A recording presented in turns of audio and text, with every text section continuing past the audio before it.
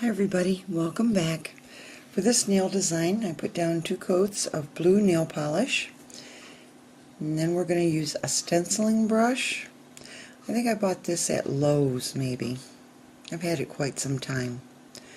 Then I'm going to use a little bit of white acrylic paint, and you can just kind of dab it around to make sure you don't have too much on there, and then just tap it. Going to make it look like snow. I'm going to put a top coat on this and I'll be right back. Okay, we put a top coat on there. See how pretty that looks, and it's so easy. So I did white on blue, and I also did blue on white.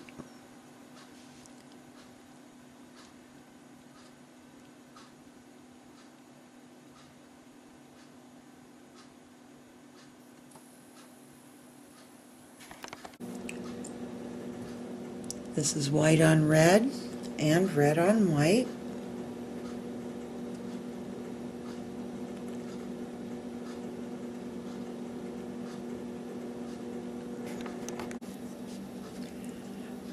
White on green and green on white.